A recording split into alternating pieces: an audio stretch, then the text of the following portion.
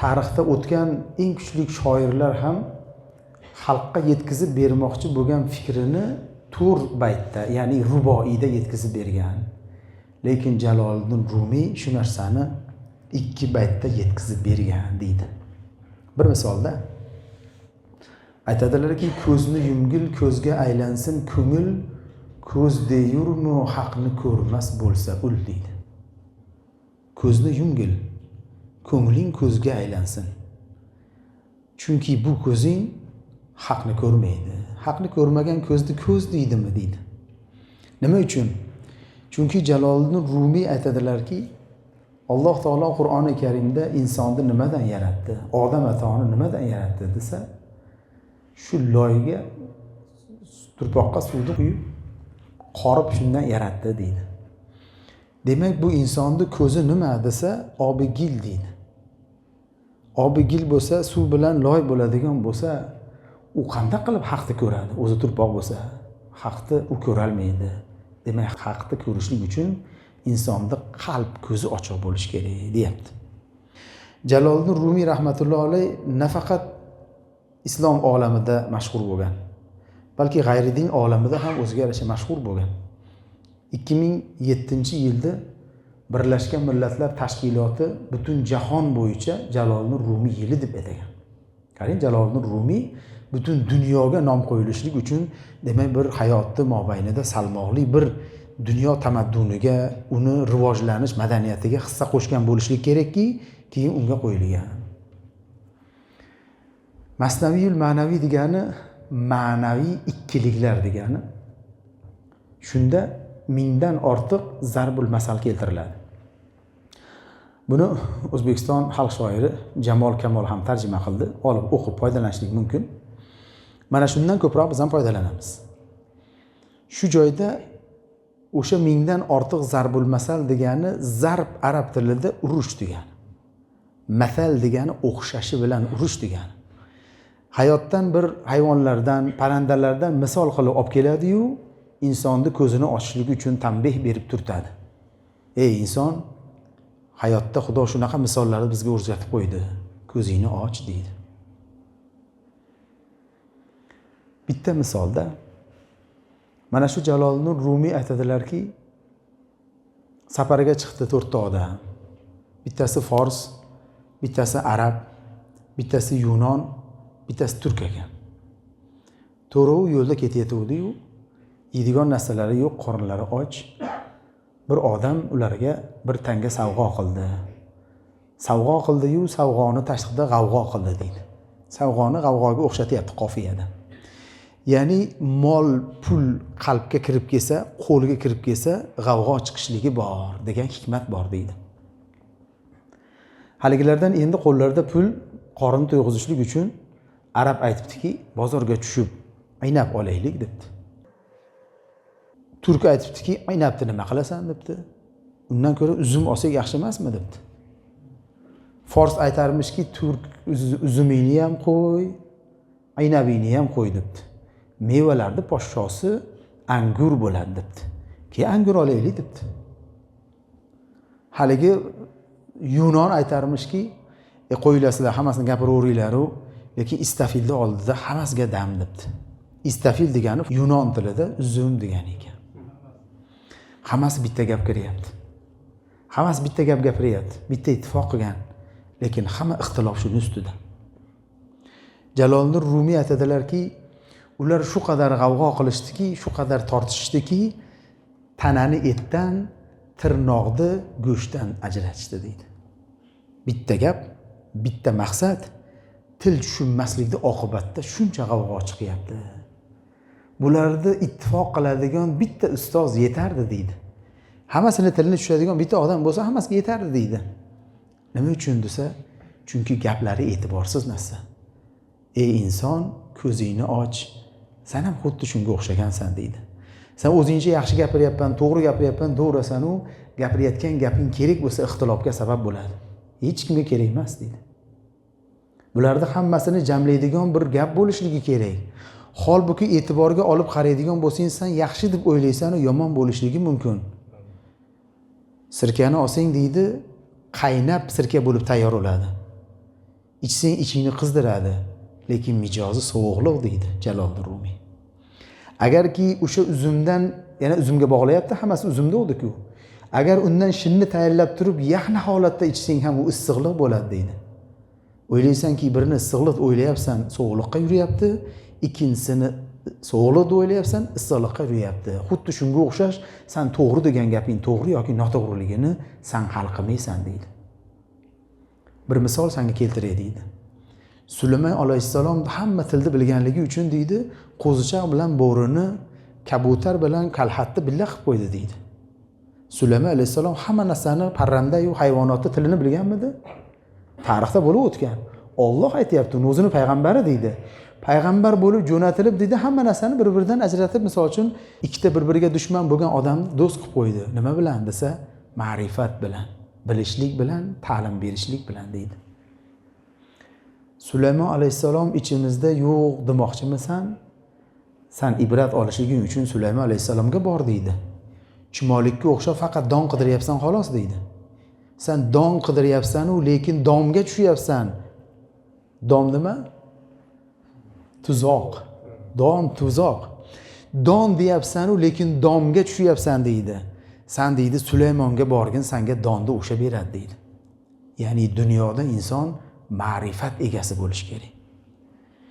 Ma'rifat egasi bo'lib Allohni tanisa, Rasulni tanisa, shuni gapi gap. Siz bilan bizning gapimiz gap emas. Yo biror marta aytgan ishimiz bo'lganmi? Aytganmiz, Xudoga aytgan gapiga to'g'ri kelib qolsa, harakatimizga to'g'ri kelsa qilib bergan Xudoda. Bo'lmasa biz 30 qilamiz, do'ramiz, u Xudo 9 qilib qo'yaveradi deydi. Demak, e'tibor berishlik kerak deydi.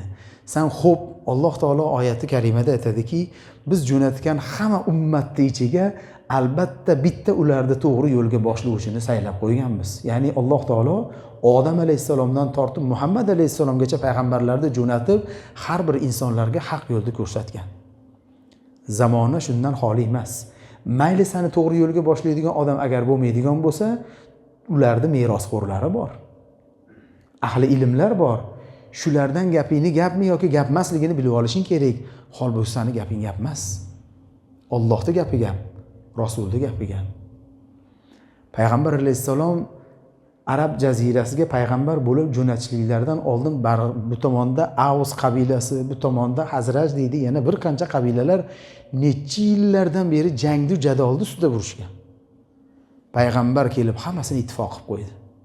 Bitta payg'ambarning gapi gap bo'lib, urib tushib yurgan arab qabilalari ittifoq bo'lib qolishdi. Payg'ambar nima dedi desa, keltirgan oyatida Alloh aytdiki, innamal mu'minuna ikhwatun. Albatta mu'minlar bir-birlariga ikhvadur, aka-ukadir. Aka-uka degani arab tilidan to'g'ri tarjima qilsa, bir qorindan talashib tortishgan aka-ukaga aytilar ekan. Demak, aka-ukalar bir-biridan talashmaydi-ku. Mu'minlar shunaqa deyapti. Hamma mu'min qo'shning bilan nima urushyapsan? Nima uchun sen tijorat qilashdan sheriging bilan tortishyapsan? Gapni tushunmaganligi uchun tortishyapsan deydi. Nari borsa seni gaping xuddi haligi to'rg'u tortishgan uzumga o'xshaydi deydi. Hammasi bitta gapni gapiryapti-yu, lekin hamma aytadigan gap Allohning gapi gap, seniga eshitmamas demoqchi bo'lyapti. Payg'ambarimiz Muhammad sallallohu alayhi vasallam hadislarida aytadilarki, sizni bizlarga onadek mehribon, otadek mehribon bo'lgan Rasululloh aytadiki, bu ummati Muhammad hammasi nafsun vahida degan, bitta nafs deganlar. Mo'min odamlar bitta tanaga o'xshaydi. Bir joyi og'risa, ikkinchi joyi ham ozor chekadi. Qo'li og'risa, oyog'i ham, qalbi ham ozor chekib turadi. Ey mo'minlar, inson o'zi bilan olishadimi deydi. Payg'ambar aytayapti-ku, mo'minlar bir-biriga Alloh aytayapti, aka deyapti. Payg'ambar alayhissalom bitta nafs deyapti. Nima uchun talashasan, nima uchun tortishasan deyotganda Jaloliddin Rumiy aytayaptilarki, inson o'zi bilan o'zi urushadimi? Payg'ambarning gapi gapda deydi. Nima edi u gap desa, mo'minlar bitta tanaga o'xshaydi. Qo'shningizga ozor kelsa, siz xursand bo'lmaysiz. Qo'shningiz xursand bo'lsa, siz ham xursand bo'lasiz. Shunday ma'noda qarang, nimani ko'ryaptilar u zot-u, sizni bizni ko'zimiz nimani ko'ryapti. Jaloliddin Rumiy istiora ma'nosida Allohning gapini gap deb, Rasulning gapini gap deb turib keyin gap gapirganlar. Buni misoli Sa'diyda keltiriladi. ko'chada o'tib ketayotgan bir odamni ushlab bir ma'naviy olamga sho'ng'imagan oddiy bir odamdan so'rayaptiki, ana yerda turgan suvni ko'ryapsan, bu nima deb shuna desa, yomg'ir yoqqan ekan, chuqur joyga to'planib qolibdi, loyqa debdi-da. Loyqa suv debdi, hech kimga kerak emas desa, ikkinchi odam sal shu narsalardan xabardor ekan, narigindan so'rabdi. Taqsir nima ko'ryapsiz batda desa, tinqshab qarab, oppoq bulutlarni orasidan quyosh chiqyapti-ya debdi. U ham ko'rmaganda, lekin u ham bor edi. Haqiqatda suvning ustida oq bulutlar osmondagi yulduzning nimasini ko'rsatib turadimi? Buni suvni ko'ryapti, bunisi buni ko'ryapti. Jaloliddin Rumiy shu narsani ko'ryaptilar-da. Bir misol keltiradilar. Sizni bizni ko'zimizni ochish, ibratlanmoqligimiz uchun shunaqa zarbul masalda yana bittasini olib keladilar. Qorni och qolgan hayvonlar o'rmonda sher, bo'ri, tulki ovqilaylik deyishibdi. Sher shoh ekan, podsho ekan. Podsho odatda katta lavozimdagi. Shu katta lavozimdagi odam anu isqirt tulki bilan birga ov qilishligi or bo'lsa ham, jamoatning ichida baraka borligi uchun, ko'pchilikning ichida baraka borligi uchun xo'p deb ovga ko'ngan ekan. Birga ovga chiqishdi deydi. Ovga borishib, ov qilishayotib qarasak, endi shu yaxshigina ovda qilib bo'lishdi. Qontalash qilib o'rmonga sudrab kelishdi. Sher aytibdiki, bo'riga shikorni taqsim qil debdi. Bitta ho'kiz, bitta echki, bitta quyon ovlashgan ekan. Podshoh olam, siz kattasiz debdi. Ana ho'kiz sizga debdi. Kattaga katta bo'ladi endi. Zo'r taqsim qilyapman, adolat qilyapman deb o'ylayapti. Zo'rda debdi. Ana dedi, echki endi menga ham yaraveradi, endi bo'laveradi. Men u quyonga inshaalloh ana tulki rozi debdi. Desa, sher aytibdiki, nima deding debdi. Men turganda menga sanga deyapsanmi debdi. Sen hali men turganda shunaqa gapni gapirasan, beraqa kechi deganda shunday oldiga kelsa, bir urganda terisini shilib olibdi bo'rini. Halok, o'ldi. Podshoh haqiqiy Allohning oldida siz biz gapimiz gap emas deganku, o'sha gap shu. Qarang. Sher turganda boshqa gapirmaslik kerak, o'shani gap bo'lish kerak. Xudoning gapi gapda, baram sizga bizga bo'lmaydi. Tulkiga aytibdiki, endi sen taqsim qil debdi.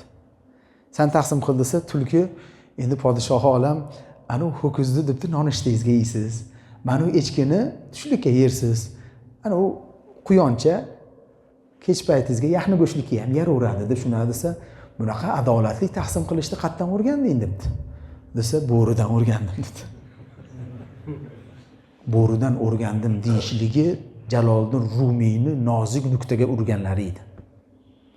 Jaloliddin Rumiy endi qissani tugatib, sizni bizga nasihat qiladilar.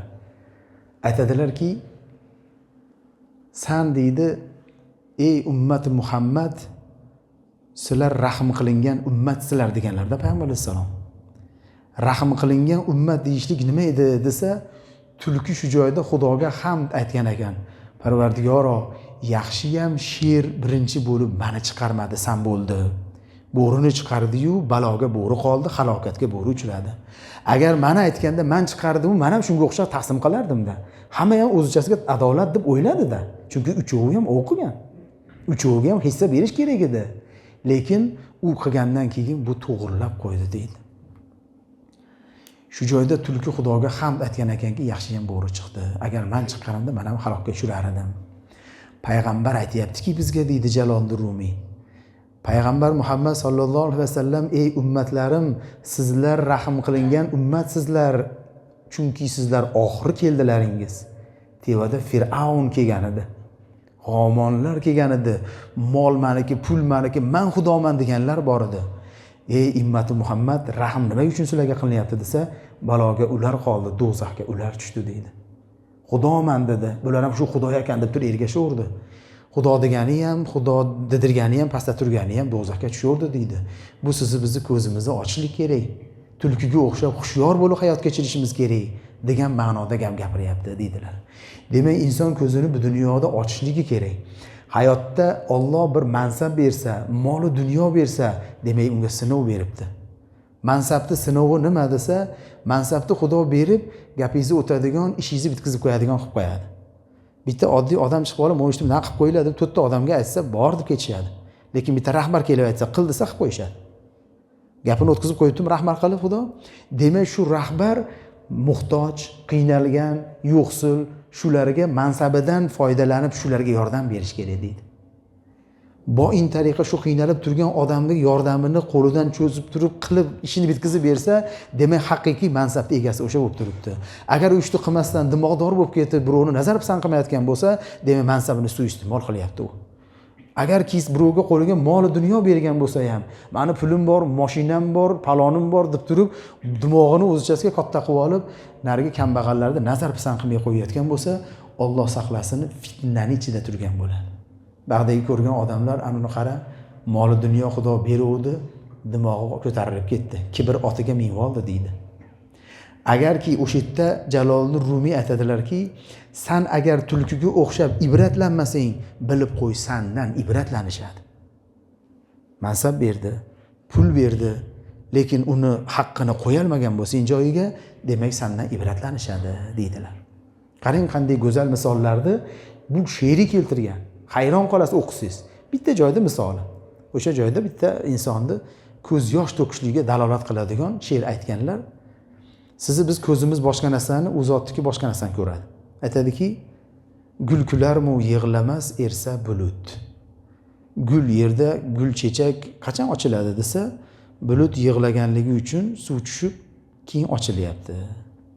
U yig'laganlik, qarang, bulut nima deymiz biz? Yomg'ir yog'diryapti deymiz. Jaloliddin Rumiy yo'q, yomg'ir yog'dirayapti, yo'q, u yig'layapti deydi. Yig'laganligi uchun yerda chechak o'sib chiqyapti, chechak. Gul kularmi yig'lamas ersa bulut, yig'lamas ersa go'daklar qayda sut? Gapni qarang, yosh bolacha yig'lamasa, ona sut beradimi? Bermaydi.